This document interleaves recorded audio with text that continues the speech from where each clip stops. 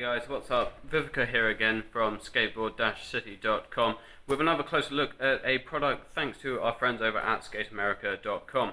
Very exciting one for this video. I'm taking a look at a real Popslickle deck.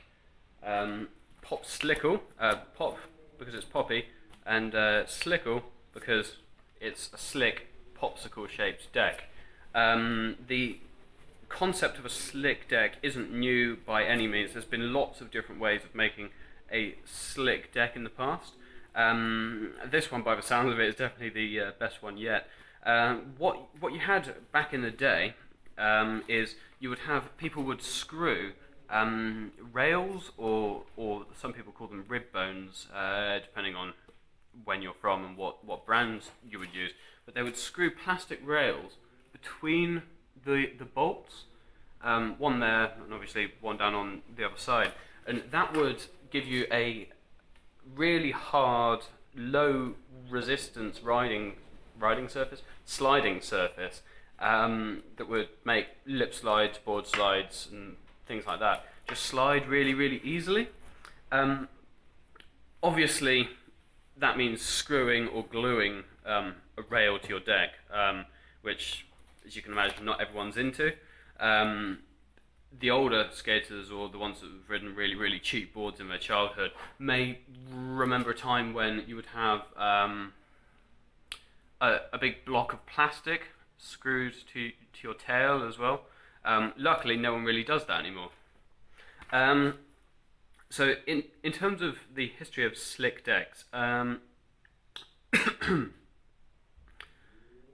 previously, after the rail period, there was a period where companies would glue a sheet of plastic that covered the whole deck, similar to what this is, only the glue, as soon as you got any razor tail at the end of your board, so I mean a few ollies could give you sufficient rub, I suppose.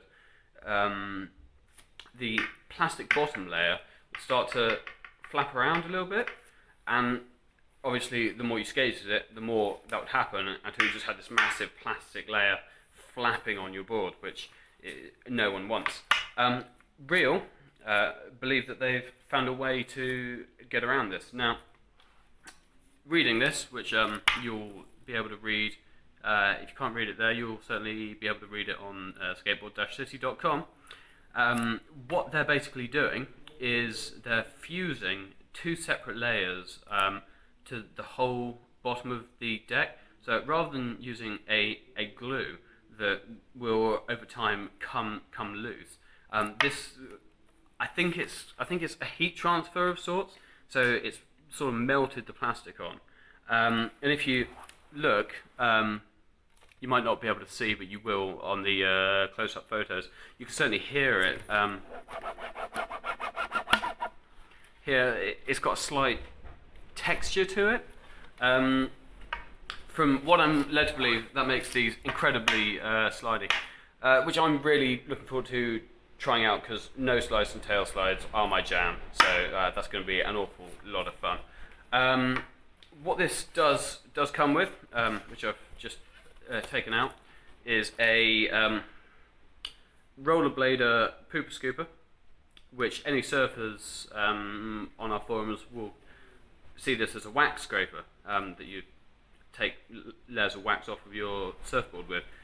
This is obviously to take layers of wax off of ledges and copings, because Real's claim is obviously that you won't need it because you've got this deck. Other than that, if we take the packaging off, you don't get any stickers. It's a shame. I always like stickers. I've been told, I'm yet to see it though, that underneath this garish graphic, there's actually apparently a second graphic here that you can only see once you've ground off that layer of plastic. If I ever get down to that, I'll obviously post photos on Skateboard City for you guys to all see. That's about it really. Nice gimmicky 8-point 06, which is obviously labelled as degrees. It's actually the width of the board, obviously in inches. That's about it. Bye guys. Hey guys, sorry, two very quick things. Firstly, I was wrong, you do get a sticker. This whole little guy at the bottom is a sticker. This whole section is sticky. Does this guy remind anyone else of Lemonade? I'm sure this guy used to be the mascot for Lemonade on bottles back in the 90s. But yeah, so stickers, that's nice.